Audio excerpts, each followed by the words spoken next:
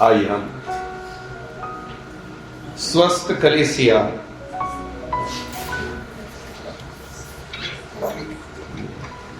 एक स्वस्थ कलीसिया तंदुरुस्त आत्मिक रूप से तंदुरुस्त कैसे बने, आत्मिक रूप से मजबूत कैसे बने। पिछली बार हम देख रहे थे एक अच्छा पेड़ बनने के लिए उसको पानी की जरूरत है। पेड़ अगर नदी किनारे लगा हुआ है तो बहुत हरा भरा हो जाता है और उसमें अच्छे फल आते हैं। इसी प्रकार जैसे पेड़ के लिए पानी है, ऐसा हमारा आत्मिक जीवन के हरे भरे करने के लिए, आत्मिक रूप से हमारे जीवन में फल आने के लिए वचन है, परमेश्वर का वचन है। पिछली बार हम देख रहे थे, इस बार हम देखते हैं फल लाने के लिए हमारा हृदय तैयार होना बहुत जरूरी है। आत्मिक रूप से तंदुरुस्त होने के लिए हमको वचन की जरूरत है और वचन हमारे अंदर कार्य करना है तो हमारा मन तैयार होना जरूरी है। मत्ती की किताब उसका 13 में हम जाते हैं। यहां पे बहुत सारे लोगों के जीवन में आत्मिक रूप से तंदुरुस्ती नहीं है, आत्मिक रूप से मजबूत नहीं है और इसका कारण यह है कि उनके जीवन में वचन नहीं है और वचन ना होने का कारण यह है उनके मन तैयार नहीं है। मत्ती की किताब उसका 13। अगर आपके मन सही रीति से तैयार होंगे तो वचन भी आपके मन में आएगा, आपको समझ आएगा, आपके जीवन में कार्य करेगा। लेकिन आपका मन तैयार ना होने के कारण आप तंदुरुस्त नहीं हो पा रहे। देखिए एक प्रभु यीशु मसीह ने इसके बारे में बताया। मत्ती की किताब उसका 13 उसका 3 से पढ़ेंगे। और उसने उनसे दृष्टांत में बहुत सी बातें कही। हाँ। एक बोने वाला बीज बोने निकला। हाँ। बोते समय कुछ बीज मार्ग के किनारे गिरे और पक्षियों ने आकर उन्हें चुग लिया। हाँ। और कुछ बीज पथरीली भूमि पर गिरे जहाँ उन्हें बहुत मिट्टी न मिली और गहरी मिट्टी न मिलने के कारण वे जल्द उगाए और सूरज निकलने पर वे जल गए और जड़ न पकड़ने से सूख गए। हाँ, यहाँ पर हम देखते हैं प्रभु यीशु मसीह एक दृष्टांत से बात कर रहे हैं, एकदम साधारण, सबको समझ आए ऐसा। एक किसान है और किसान क्या करने जाता है? खेत में बीज बोने के लिए जाता है। हमारे यहाँ ऐसा कुछ तो रखते हैं और ऐसा डाल के फिर ऐसा बीज डालते हैं। आप लोग में होता है तो यहाँ हमारे ऐसा जेब जैसा कुछ बनाते हैं और उसमें से ऐसा हाथ डाल के ऐसा फेंक। तो किसान, यीशु मसीह बोल रहे हैं, एक बीज बोने वाला बीज बोने के लिए निकला। एक किसान बीज बो रहा है अपने खेत में और बोते समय कुछ बीज रास्ते पर गिर गया और चिड़िया आया और वो बीज खा गया। वो जमीन में नहीं गया, वो उगेगा नहीं, बीज ही नहीं है तो कहां से उगेगा। और फिर आगे दूसरा क्या बोला? कुछ बीज पथरीली भूमि पर गिरे जहाँ उन्हें बहुत मिट्टी न मिली और गहरी मिट्टी न मिलने के कारण वे जल्द उगाए। हाँ, तो बीज फेंकते समय कुछ पत्थर वाली जमीन थी, उसमें कुछ गिर गए और वहां जमीन नहीं है, पत्थर है, सब कंकर पड़े हुए, तो तुरंत उग गया। हाँ, और क्या हुआ? हाँ, तुरंत उग गया। हाँ, आगे मिट्टी न मिलने के कारण जल्द उगाए। हाँ। और सूरज निकलने पर वे जल गए और जड़ न पकड़ने से सूख गए। हाँ, वो पत्थर में जो गिरे थे वो जल्दी निकला भी, लेकिन जमीन में नहीं गया था ना, वो तो पत्थर में चिपका हुआ है, तो सूरज की गर्मी के कारण वो जल गया, उसमें भी फल नहीं आए। आगे कुछ बीज झाड़ियों में गिरे और झाड़ियों ने बढ़कर उन्हें दबा डाला, पर कुछ बीज अच्छी भूमि पर गिरे। कुछ बीज झाड़ी में गिरे। आप लोगों ने देखा होगा बारिश में बहुत सारा झाड़ी हो जाता है, कुछ भी उग निकलता है, कुछ उसमें गिर गया, तो उसमें इतना सारा झाड़ी है, इतना सारा बिना मतलब के पौधे हैं, तो उसमें फंस गया, उसमें बाहर ही नहीं निकल पा रहा। हाँ, और उसके बाद पर कुछ बीज अच्छी भूमि पर गिरे और फल लाए, कोई 100 गुना, कोई 60 गुना और कोई 30 गुना। हाँ, और एक कुछ अच्छी जमीन पर गिरे। हाँ, बैल से हल लगाकर जो जमीन नरम की गई थी, अच्छे से जोत कर हल लगाकर जमीन को तैयार किया गया था, उसके अंदर बीज अच्छे से घुसा, अच्छे से उसमें जड़ पकड़ा, वो फल आया। ये इतना समझ आया? हाँ? एक किसान है, बीज बोने के लिए निकलता है, बीज बोते समय कुछ रास्ते में गिरा, कुछ पत्थर वाली जमीन में गिरा, कुछ झाड़ी में गिरा, और कुछ अच्छे जो तैयार किया हुआ खेत था, जो हल जोत कर नरम की हुई जमीन में गिरा। लेकिन जो रास्ते में गिरा था, चिड़िया आकर खा गया, तो वो नहीं उगा। एक बीज पत्थर वाली जमीन में गिरा था, एक बीज झाड़ी में गिरा था, वो दोनों उगा, लेकिन वो भी फल नहीं लाया। जो पथरीली में है, सूरज की गर्मी से सूख गया क्योंकि उसके अंदर जड़ नहीं है, और झाड़ी में है, वो झाड़ी में ही फंस गया, वो बाहर ही नहीं निकल पाया। लेकिन जो तैयार की हुई जमीन में गिरा था, उसमें अच्छा फल आया। अभी यीशु मसीह इसके बारे में बताते भी है कि इसका मतलब क्या है। 18 से पढ़ेंगे। देखिए, यीशु मसीह अभी समझा रहे हैं कि जो जमीन है, वो क्या है, बीज क्या है, उसके बारे में बता रहे हैं। हाँ, पढ़िए। अब तुम बोले वाले के दृष्टांत का सुनो। जो कोई राज्य का वचन सुनकर नहीं समझता, उसके मन में जो कुछ बोया गया था, उसे वह दुष्ट आकर छीन ले जाता है। यह वही है जो मार्ग के किनारे बोया गया था। ओके, अभी कोई आवाज ना करे, कौन बोल रहा? अभी फटाफट बैठ जाओ, नहीं तो। हाँ, अभी यहां पे पहली बात इसका अर्थ बताया जा रहा है। ये वचन जो है वो बीज है, परमेश्वर का वचन बीज है। जो वचन सुनकर समझता नहीं है, वो कौन सा वाला है? रास्ते पे गिरा हुआ। अच्छा, बोला तो बहुत कुछ, लेकिन समझ में कुछ भी नहीं आया। वो कौन सा वाला है? सुना, लेकिन समझ नहीं आया। शैतान आकर चुरा कर लेकर गया, उसको सोचने का मौका ही नहीं दिया, वो हट गया। फिर आगे, और जो पथरीली भूमि पर बोया गया, यह वह है जो वचन सुनकर तुरंत आनंद के साथ मान लेता है, आगे। पर अपने जड़ न रखने के कारण वह थोड़े ही दिन का है, और जब वचन के कारण क्लेश या उपद्रव होता है तो तुरंत ठोकर खाता है। एक और प्रकार का जमीन है, पथरीली जमीन। कौन बात कर रहे हैं? अच्छा,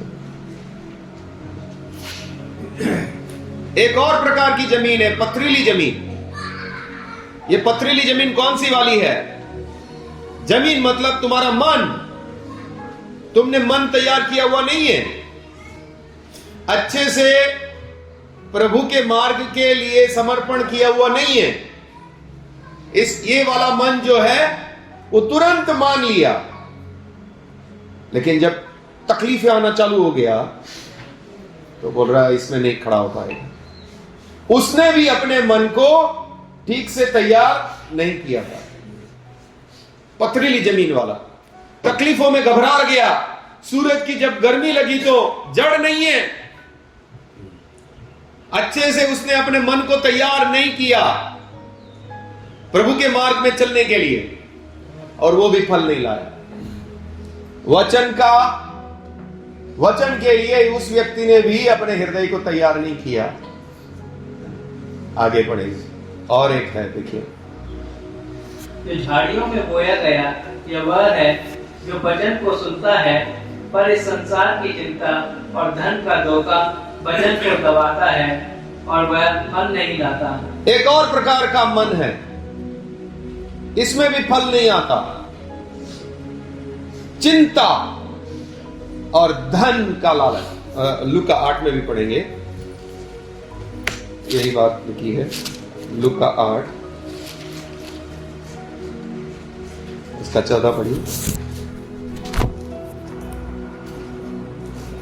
ये झाड़ी वाला कौन सा है? हाँ पढ़िए। जो झाड़ियों में गिरा, ये वे हैं जो सुनते हैं पर आगे चलकर चिंता और धन और जीवन की सुख विलास में फंस जाते हैं। ये इस प्रकार के लोग हैं, उन्होंने भी अपना मन तैयार नहीं किया प्रभु के राज के लिए, प्रभु का वचन को ग्रहण करने के लिए। ये लोगों के अंदर कौन सी चीजें, उनका मन कौन सी चीजों से भरा है? चिंता, धन और जीवन के सुख विलास। चिंताएं हैं संसार की बहुत सारी, धन, पैसे का लालच है उस मन के अंदर, जीवन के सुख विलास, और सुख विलास में जीने का उनका इच्छा है। उनको दुख उठाने का इच्छा नहीं है, और वहां पे भी वैसा मन के अंदर भी परमेश्वर का वचन कार्य नहीं कर रहा है। हाँ, फिर मत्ती 13 में वापस आएंगे। देखिए, अगर आपको सच में एक तंदुरुस्त विश्वासी बनना है, आत्मिक रूप से बढ़ना है, तो आपको सही रीति से अपने मन को तैयार करना होगा। एक मन कठोर है, उसको सुनता है लेकिन समझ नहीं आता। एक प्रकार का ऐसा मन है, उसको समझ आ रहा है लेकिन वो दुख के लिए अपने मन को तैयार नहीं कर रहा कि मुझे इस मार्ग में दुख भी उठाना है। और तीसरा वाला कौन सा वाला मन है? सुख चाहिए उसको, धन संपत्ति चाहिए उसको, चिंताएं करना चाहता है, वो परमेश्वर के ऊपर भरोसा नहीं करता। एक ऐसा मन, इसमें भी फल आने वाला नहीं है। पढ़िएगा आगे, मत्ती 13। जो अच्छी भूमि में बोया गया, वह यह फल है जो वचन सुनकर समझता है और फल लाता है, कोई 100 गुना, कोई 60 गुना और कोई 30 गुना। जो अच्छी तैयार की हुई भूमि, यीशु मसीह ने बोला मेरे पीछे चलना है तो अच्छे से बैठकर हिसाब किताब कर लेना। उसने परमेश्वर के राज में प्रवेश करने के लिए, प्रभु के मार्ग में चलने के लिए अपने मन को अच्छे से तैयार किया हुआ है। और वो जब वचन सुनता है, उसने तैयार किया है अपने मन को, उसने बैठकर सोचा है, उसने बैठकर प्रार्थना किया है। उसको प्रभु का मार्ग चाहिए, उसको प्रभु से प्रेम है, उसको धन संपत्ति से प्रेम नहीं है, उसको सुख विलास से प्रेम नहीं है। वो चिंताएं नहीं करता है, मेरा परमेश्वर सब कुछ देख लेगा। इस प्रकार का मन जब तैयार किया हुआ है, जब ऐसा व्यक्ति परमेश्वर का वचन सुनता है तो फिर वो वचन उसके ऊपर खुलता है। ऐसा व्यक्ति के अंदर वचन कार्य करता है। लूका 8 में भी देखते हैं।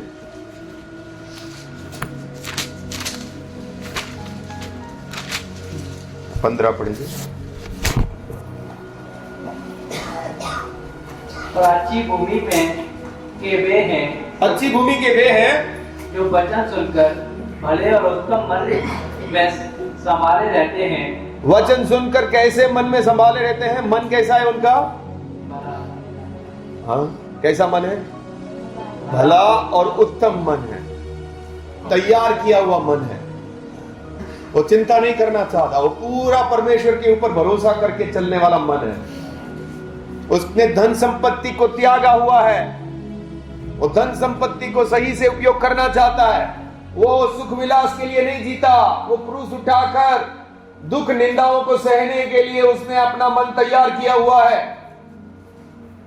भला और उत्तम मन में। जब ऐसा व्यक्ति जब अपना हृदय तैयार किया हुआ है हर तरीके से, और ऐसा व्यक्ति जब परमेश्वर का वचन सुनता है तो खुलेगा उसके ऊपर बातें। वो प्रार्थना करके अपने मन को तैयार कर, उसके ऊपर खुलेगा बातें। वो तंदुरुस्त होता जाएगा, वो बलवान होता जाएगा, वो बढ़ता जाएगा। लेकिन जो लोग इस रीति से अपने मन तैयार नहीं करते, देखिए लूका 21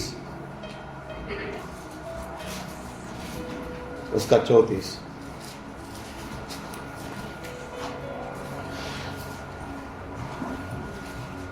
इसीलिए सावधान रहो, ऐसा न हो कि तुम्हारे मन खुमार और मत वाले बन और इस जीवन की चिंताओं से सुस्त हो जाएं। क्या रहो तुम इस बात के लिए, तुम्हारा मन सुस्त ना हो, उसके लिए क्या रहो,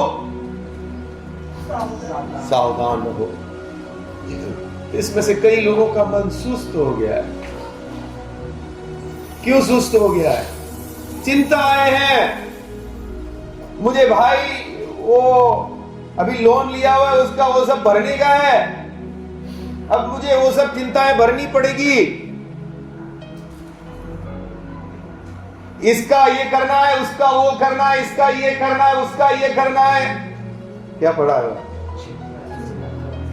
चिंताओं में फंसा हुआ है, सुस्त हो गया है, वो वचन के ऊपर मन लगा ही नहीं पा रहा है।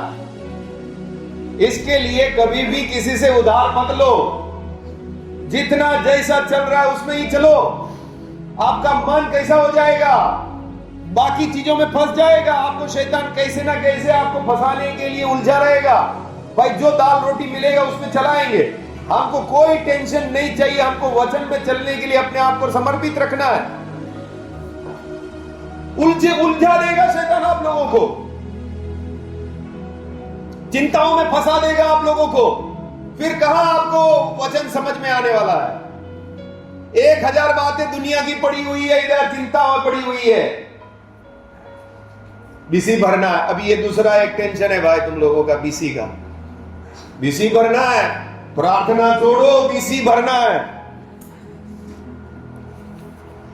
छोड़ो ना बीसी का, क्या करना है तुमको ऐसा इकट्ठा करके कुछ लेने के लिए? नहीं चाहिए हमको। हमको प्रभु में चलना है। अब अपना मन तैयार करके रखेंगे, नहीं भरना है बीसी हमको। कुछ अलग तरीके से हम पैसा जमा करेंगे। वो एक सर में बड़ा पत्थर लेकर घूमते हैं, बीसी भरना है भाई, बीसी भरना है कैसा भी करके। फिर कोई भी आए, चाहे यीशु मसीह भी आए तो भी बोलेंगे थोड़ी देर साइड में हो जाओ, मैं थोड़ा सा काम धंधा करके आता हूं, बीसी भरना है भाई। इतना बड़ा टेंशन लेकर घूम रहा हूं, चिंता करके घूम रहा हूं। मन सुस्त कर देगा आपको ऐसा रीति से अपना जीवन यीशु मसीह के मार्ग में चलाना होगा। मैं अच्छे से युद्ध करूंगा, मुझे कोई बीच में नहीं चाहिए, मुझे कोई बीच में नहीं चाहिए, मुझे चलने के लिए कोई रुकावट नहीं चाहिए। अभी घर वहां टूट जाए तो मैं सोच के आया हूं, ऊपर से गिरेगा ना, मैं बोलूंगा भाई उसको ऐसे रहने दो, फ्रिज सब टूट गया है, मैं गुजरात मेरे को जाने का है, उसको ऐसे रहने दो, मैं आऊंगा फिर देखिए बनाएंगे, जो करना है करेंगे। मैं सोच के बैठा हुआ, घर टूट जाएगा अभी, ऊपर से मेरे ही घर पे वो पेड़ गिरेगा, प्रभु गिराएगा।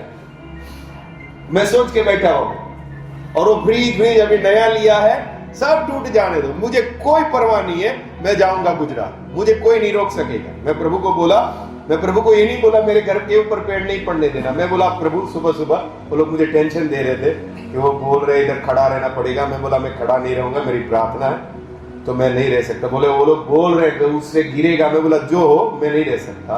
और मैं भी अभी भी प्रार्थना करके आया, मैं बोला प्रभु गुजरात जाना है, उसके लिए कोई रुकावट आने नहीं देना। घर गिर जाए उससे मुझे कोई टेंशन नहीं है, मेरा नया फ्रिज टूट जाए उससे लिए कोई टेंशन नहीं है। मेरे को रास्ता खोल के दे, मेरे को गुजरात जाना है, मुझे कोई टेंशन, मेरे को पालना ही नहीं कोई टेंशन। और तभी आपका मन तैयार है प्रभु के पीछे चलने के लिए। मुझे कुछ नहीं चाहिए, मुझे कुछ, मैं सोच रहा था वो गुजरात में, वो वहां पे गुजरात में तो इतने गुस्से में आ जाता है लोग, ये सब अभी तो सब इन लोगों को तकलीफ हो गई है यीशु के लोगों से। तो मैं सोच रहा था हमारे घर पे आएंगे, तोड़ फोड़ करके देंगे। शायद मेरा वाला जो प्रभु ने, मेरी मम्मी पापा ने वो घर एक अलग रखा है, वो तोड़ फोड़ करके दें और मैं घर आऊं। और मैं सोच रहा था मैं देखूं तो मैं ऐसा बोलना चाहिए, वो भाई साहब खड़े हैं, भाई इतना ही क्यों तोड़ा, पूरा तोड़ना चाहिए था आप लोगों को। हाँ, इतना मेहनत किया तो पूरा ही तोड़ डालो। मैं ऐसा सोच रहा था। मुझे कोई टेंशन नहीं है, मुझे मसीह के पीछे चलना है, चाहे जो हो उसके लिए। आप फिर बोलते हैं वचन समझ नहीं आता, नींद आ रही है, प्रार्थना में नींद आ रही है। आएगी ही ना नींद। आपने तैयारी करके मसीह के पीछे चलने के लिए तैयार नहीं है।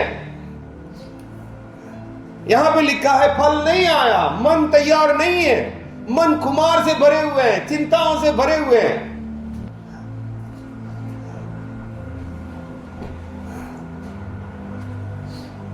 मतवालापन शैतान पिलाता है। हम लोग ने बीच में एक वचन लिया था ना, संसार की चीजें आपको पिलाता है। मालूम पड़ जाता है एक व्यक्ति का जीवन देखकर कि इसके क्या कौन सा वाला नशा दिया हुआ है। शैतान ने भी अलग अलग इंजेक्शन बनाए हुए हैं। पैसे का, वो मतवाला होगा पैसे की बात में, झगड़े का, सांसारिक बातों का, झगड़ा का वो इंजेक्शन डालेगा आपको। फिर दूसरे की गलतियां ही देखने का इंजेक्शन डाला हुआ है आपको, पीछे से निंदा करने का इंजेक्शन डाला हुआ है आपको। वापस पढ़िए वो मत्ती 21:34।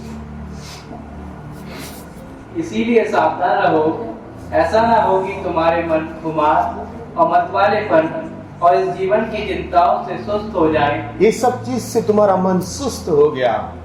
मसीह के पीछे सब चल रहे हैं, देख रहे हैं, ये भाई सब पड़ा हुआ है आत्मिक रूप से, सब जा रहे हैं, ठीक है जाने दो, मैं ऐसा ही ठीक हूं।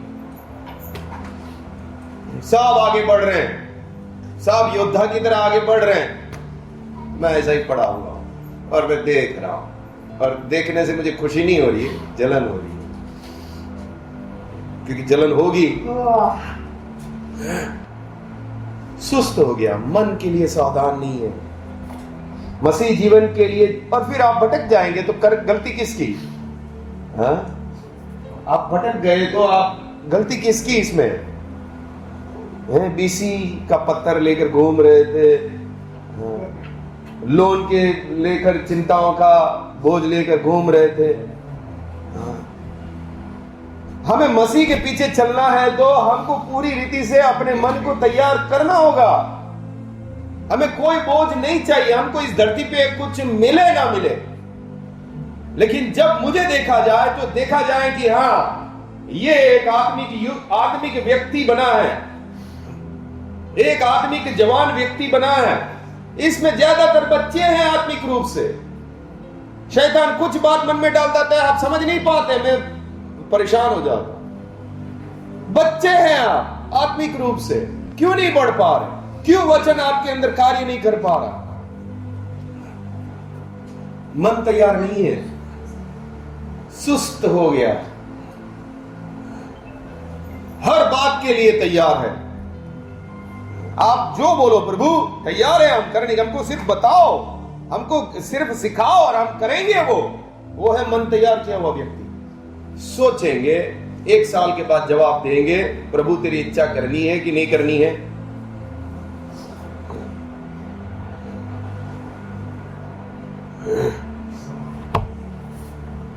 सावधान रहो, तुम्हारे मन सुस्त ना हो जाए। तुम्हारे मन तैयार नहीं है तो पथरीली जमीन, कष्ट उठाने के लिए तैयार नहीं, पथरीली जमीन। कितने सेवक लोग, मेरे को इसी बात से, ये इससे मिलने का भी नहीं, इससे बात भी नहीं करने का, ये इधर आना भी नहीं चाहिए, ये प्रचार करता है, तकलीफ हमको होगी। दुख उठाने के लिए थोड़ा भी मन नहीं, दुख उठाने के लिए मन तैयार किया हुआ नहीं है।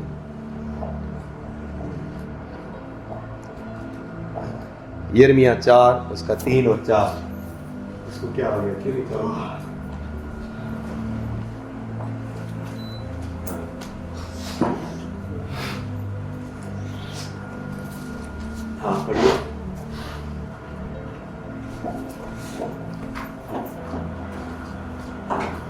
क्योंकि यहूदा और यरूशलेम के लोगों से यहोवा ने यूं कहा है। यहूदा और यरूशलेम के लोगों से परमेश्वर बात कर रहा है। क्या बोल रहा है?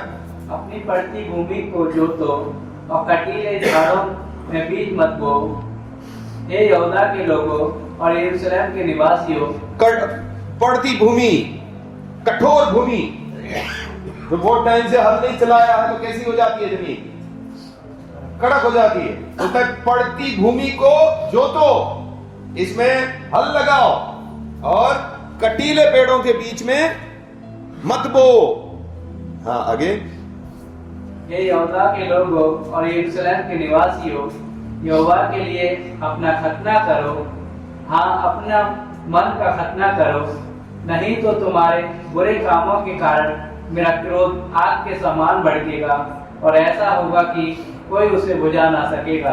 ओके, यहाँ पे परमेश्वर कुछ बात कर रहे हैं यहूदा के लोगों के साथ, यरूशलेम के लोगों के साथ। क्या बोल रहे हैं? पड़ती भूमि को जोतो, जो मन कठोर हो चुका है उसको नर्म करो, अपने आप को नम्र करो। और दूसरा, कटीले झाड़ों में मत बो। ये पड़ती भूमि क्या है? कठोर हृदय है। और ये कटीले झाड़ क्या है? ये तुम्हारे अंदर की पाप और बुराई है। परमेश्वर बोल रहा है ऐसे में मत बो। तुम्हें आत्मिक जीवन में आगे बढ़ना है तो अपने मन का खतना करो। मन के अंदर जो बुराई है उसको हटाओ, अपने मन को नम्र करो,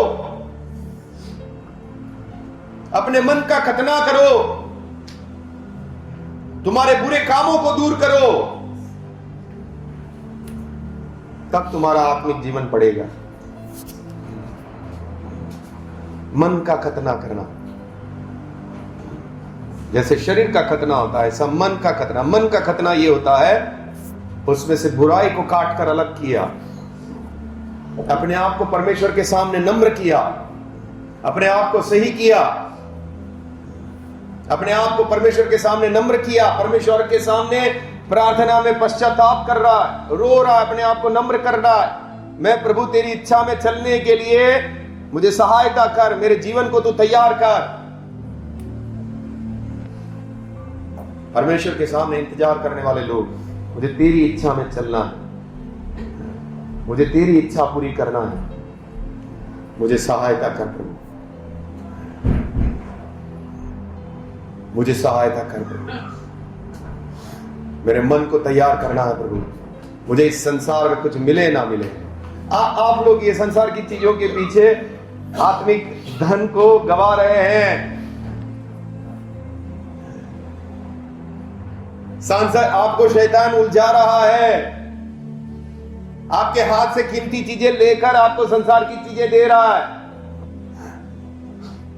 आपके मन को उलझन में डाल के रख रहा है। आपको सोचना चाहिए ये चीज मेरे लिए रुकावट बन रही है। हर एक रोकने वाली वस्तु, हर एक उलझाने वाले पाप को दूर करके इस दौड़ में दौड़ना है।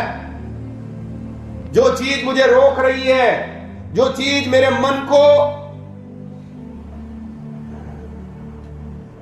क्या शब्द था,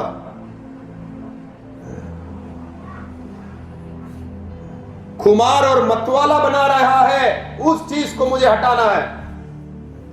मेरे मन को सुस्त कर रहा है, उस चीज को मुझे हटाना है।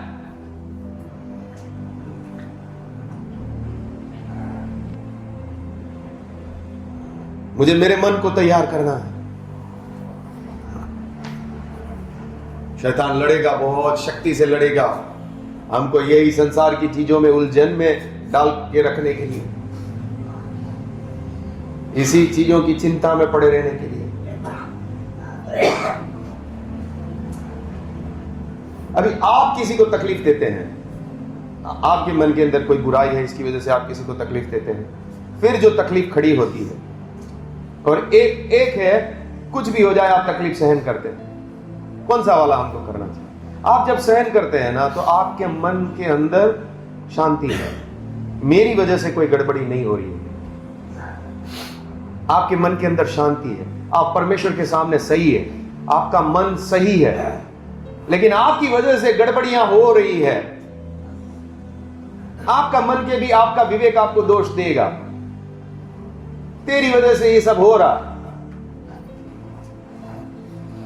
तुझे शांत रहना चाहिए, तुझे कुछ नहीं बोलना चाहिए, और फिर तुम्हारा मन देखो फिर कैसा होता है।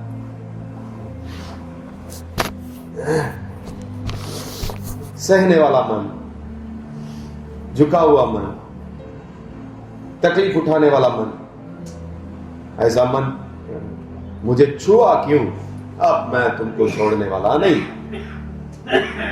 कैसा मन है? इसमें वचन रहेगा। अब वो योजनाएं बनाएगा, इसको कैसा तकलीफ देना है, इसको कैसा ताना मारना है, इसका कैसा टांग खींचना है, इसके मन में अभी यही चलेगा। इसमें वचन कहां रहने वाला है? जो नम्र और दीन होकर सहते हुए प्रभु की इच्छा में चलता है, उसका मन तैयार है। वो वचन सुनकर उसको तुरंत समझ आता है।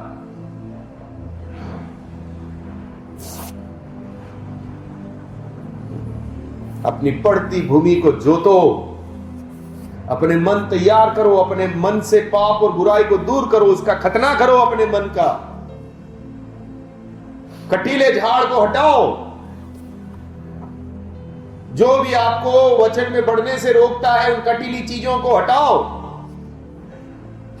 अपने मन को तैयार करो।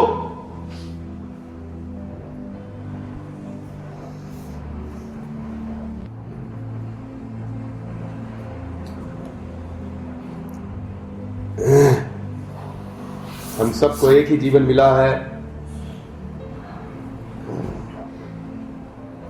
अपने मन तैयार करने हैं प्रभु की इच्छा करने के लिए। एक अच्छा आत्मिक व्यक्ति बनना है, एक अच्छा आत्मिक युद्ध करने वाला बनना है, एक अच्छा प्रार्थना करने वाला बनना है। वो ऐसे ही नहीं बन पाएगा, आपके मन तैयार नहीं है, आपने अपने आप को बहुत सारी बातों में उलझा के रखा है, तो नहीं हो पाएगा।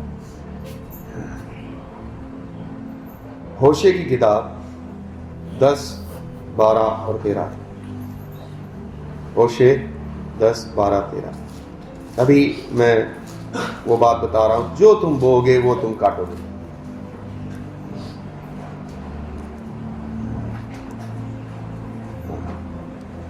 अगर तुमने बुराई को बोया है तो अच्छाई नहीं निकलेगी। जो तुम बोओगे वही तुम काटोगे। हाँ, पढ़ेंगे। अपने लिए धर्म का बीज बो। कौन सा वाला बीज बो?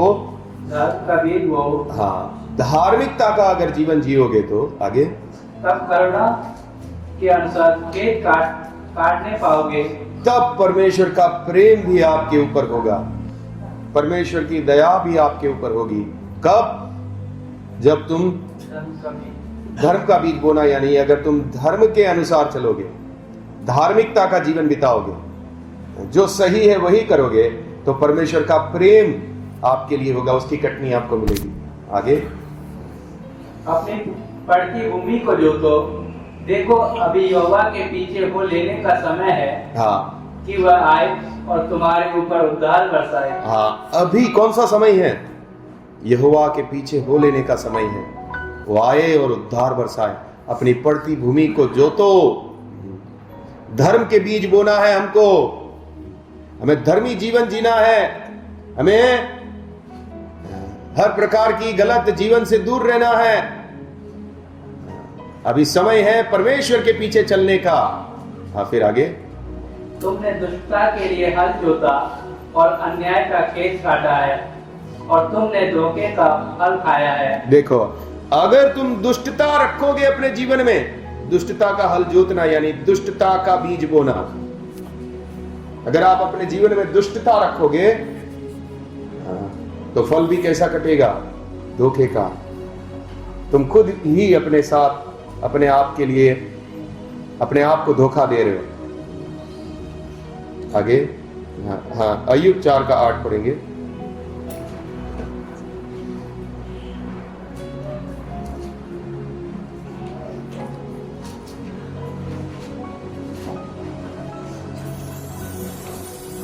मेरे देखने को जो पाप को जोते और दुख बोते हैं वही उसको काटते हैं। अगर आप पाप को बोते हैं, दुख को बोते हैं, वही आप काटेंगे। जो आप जीवन जैसा जियोगे वैसा ही फल आपको मिलने वाला है। नीति वचन 1 उसका 31।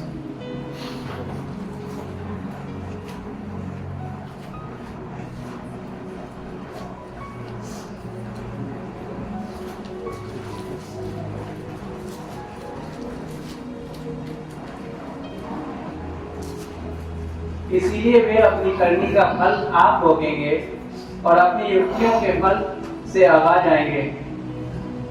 अपनी करनी का फल भोगेंगे।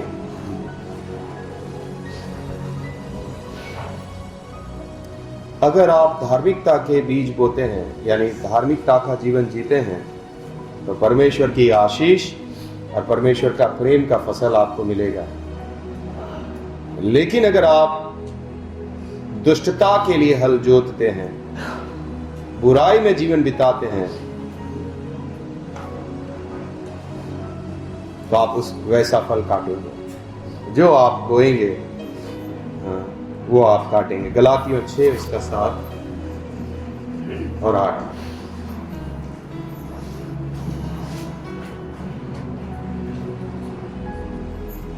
गलातियों 6 का 7 और 8। धोखा न खाओ, परमेश्वर खट्टों में नहीं उड़ाया जाता, क्योंकि मनुष्य जो कुछ बोता है वही काटेगा। हाँ, जो आप बोओगे वही काटोगे। हाँ, आगे।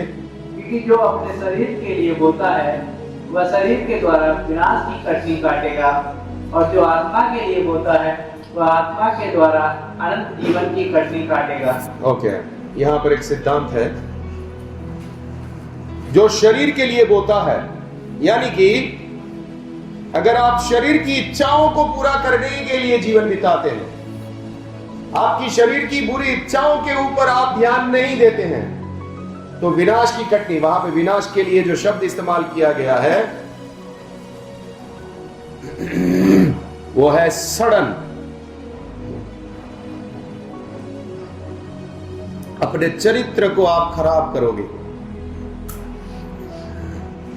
आप अपने आप को खराब करने की तरफ बढ़ते जाओगे। अगर आप शरीर की इच्छाओं में जीवन बिताने को पसंद करते हैं, आपकी बुरी इच्छाओं को पूरा करने के मार्ग में आप चलते हैं, तो आप अपने आप को खराब करते जाओगे, अपने चरित्र को बुरा बनाते जाओगे। दारू पीने का मन किया, चलो भाई आज थोड़ा सा पी ले। हाँ, किसी ने कुछ गुस्सा कर दिया, ध्यान नहीं रखा, चल झगड़ा कर लेते। चलो ठीक है, एक बार में हो गया, दूसरी बार भी करना ही पड़ेगा झगड़ा। कंटिन्यू तो टूट जाएगा चेन। गाली दे दिया तो करते ही जाना पड़ेगा भाई। कोई डर नहीं, कोई कंट्रोल नहीं, खराबी की तरफ आपका जीवन बढ़ता जाए। सड़न, आप अपने अंदर सड़न पैदा कर रहे हैं। आत्मिक रूप से आप सड़ते जा रहे हैं। आप किसके लिए बो रहे हैं? शरीर के लिए बो रहे हैं। आत्मिक रूप से आप अपने आप को सड़ा रहे हैं। आप अपने आप को खराब करने के मार्ग में जा रहे हैं। वीरेंद्र भाई थोड़ा थोड़ा पीने लगे हैं। हाँ, शायद अभी इतना सा लेकर आए हैं, फिर आज थोड़ा ज्यादा थक गया हूं, थोड़ा बड़ा वाला ले लेता हूं, फिर थोड़ा और बड़ा। क्या होते जा रहा है? उस मार्ग में आप आत्मिक रूप से सड़ते जा रहे हैं, बर्बादी की तरफ, अपने आप को बुरा बनाने की तरफ जा रहे हैं। लेकिन अगर आप आत्मा के लिए बोते हैं, देखिए आगे पढ़िए। और जो आत्मा के लिए बोता है वह आत्मा के द्वारा अनंत जीवन की कटनी काटेगा। हाँ, जो आत्मा की अगुवाई में चलता है पवित्र आत्मा की अगुवाई में चलता है, जो वचन के अनुसार चलता है, जो परमेश्वर की इच्छा के अनुसार चलता है, वो अपने जीवन को उच्चतम से उच्चतम बनाते जाएगा। यूहन्ना की किताब 10:10। शरीर की इच्छाओं में जीना या आत्मा की अगुवाई में चलना। शरीर की बुरी इच्छाओं वाला जीवन आपको बुराई की तरफ लेकर जाए, आपको और बुरा बुरा बुरा बुरा बनाता जाएगा, आपको सड़ाएगा, वो आत्मिक रूप से आपके अंदर सड़न पैदा करेगा, आपके आत्मिक जीवन को मजबूत नहीं करेगा, कमजोर करता जाएगा। दिमक होता है, दिमक, उसका अगर आप ट्रीटमेंट नहीं करते हैं, थोड़े साल के अंदर आप दीवार को हिलाएंगे, वो दीवार नीचे गिर जाएगी, है ना? ऐसा होता है ना? क्यों? और दिमक ने वो पूरा घर को खा गया। ऐसा अगर आपने शारीर की चीजों को अपने जीवन में रखा है तो आपके आत्मिक जीवन को ऐसा कर देगा, खोखला कर देगा। हाँ, पढ़िए। चोर किसी और काम के लिए नहीं, परंतु केवल चोरी करने और घात करने और नष्ट करने को आता है। मैं इसलिए आया कि वे जीवन पाएं और बहुतायत से पाएं। बहुतायत का जीवन, आत्मा की अगुवाई में चलने वाला जीवन बहुतायत का जीवन है। जीवन से भरा हुआ होना चाहिए। किसी को देखने से मालूम पड़ सकता है ये भाई साहब शरीर की इच्छाओं से भरा हुआ है, और किसी को देखकर मालूम पड़ सकता है ये पूरा वचन से भरा हुआ है, ये वचन से चलने वाला व्यक्ति है, ये उच्चतम जीवन जीने वाला व्यक्ति है। एक व्यक्ति को देखकर मालूम पड़ेगा ये अपनी शरीर की इच्छाओं में जीने वाला दिमक लगा हुआ, आत्मिक रूप से दिमक लगा हुआ व्यक्ति है। आप अगर शरीर की इच्छाओं में बढ़ते जाएंगे तो आप आत्मिक रूप से तंदुरुस्त नहीं हो पाएंगे। लेकिन जो व्यक्ति समर्पित है परमेश्वर की इच्छा पूरी करने के लिए, आत्मा की अगुवाई के लिए, वो व्यक्ति मजबूत होते जाएगा। वो उलझाने वाली चीजों को दूर कर रहा है, रोकने वाली वस्तु को दूर कर रहा है, अच्छे से मसीह के पीछे चल रहा है, अपने मन को सुस्त हो ऐसा कोई चीज आने नहीं देता, किसी भी रीति से अपने आप को सुस्त होने नहीं देता। एक उपवास नहीं किया अभी, ठीक है ना, पिछली बार नहीं किया, अभी भी नहीं करेंगे, कौन देखने वाला है, ठीक है, नहीं करते उपवास। प्रार्थना नहीं किया, थोड़ा सा नहीं किया तो क्या हो गया, छोड़ो, नहीं करते, कौन देखने वाला है। लेकिन जिसको मालूम है इसका नुकसान कितना हो सकता है, अगर आप मान लीजिए एक दिन बीसी के लिए माल बेचने नहीं जाते हैं, आपको जाना था और नहीं गए तो क्या हो गया, उतना पैसा नहीं आ पाया, आपका नुकसान हो जाएगा। इसी प्रकार आप जो भी चीजें आत्मिक चीजों को हटा रहे हैं, आपका नुकसान होते जा रहा है। आप आत्मा की अगुवाई को छोड़ रहे हैं, परमेश्वर की इच्छा ये है लेकिन मुझे नहीं करना, आपका आत्मिक फायदा को आप हटा रहे हैं, आप नीचे गिरते जा रहे हैं। जो आत्मा की अगुवाई में चलता है वो जीवन से भरा हुआ रहेगा, वचन से भरा हुआ रहेगा, वो अपने मन को किसी भी रीति से कहीं भी फंसने नहीं देता, अपने मन को तैयार किया हुआ है, दुख उठाने के लिए तैयार किया हुआ है। धन संपत्ति नहीं चाहिए उसको, आत्मिक जीवन चाहिए, उसको वचन की समझ चाहिए, उसको सुसमाचार प्रचार करने के लिए शक्ति चाहिए, उसको प्रार्थना करने के लिए शक्ति चाहिए, और इसके लिए चाहे कुछ भी छोड़ना पड़े छोड़ो, मुझे इसमें बढ़ना है, ये कीमती चीजें चाहिए। और कोई कोई किसी को पूछेंगे भाई आपको चाहिए, हाँ चाहिए आत्मिक चीजें, लेकिन वो बीसी भरना है, वो हाँ वो भी तो है ना, तो इसको हटा दो, वो अभी भरना है ना भाई बीसी, अभी आत्मिक का हटा दो, थोड़ी देर देखेंगे बाद में कभी। आत्मिक जीवन के लिए अपने मन तैयार करना जरूरी है। आप जो बोओगे वो काटोगे। अगर हम आत्मा की अगुवाई में चलेंगे, हमारा आत्मिक जीवन भी मजबूत होते जाएगा। आपको सोचना है हमारे जीवन में क्या ऐसी बातें हैं जो हमको रोकी हुई है। उन बातों के लिए फैसला लेना है, अच्छे से पूरा मन से प्रभु के पीछे चलना है। किसी भी धन का लालच आ रहा है, तुरंत समझना है संसार का सुख आ रहा है, सुख विलासिता आ रहा है, आपको समझना है नहीं, मुझे मेरे मन को सही रखना है। इन सब चीजों को आपको लड़ाई करना पड़ेगा। प्रार्थना करेंगे।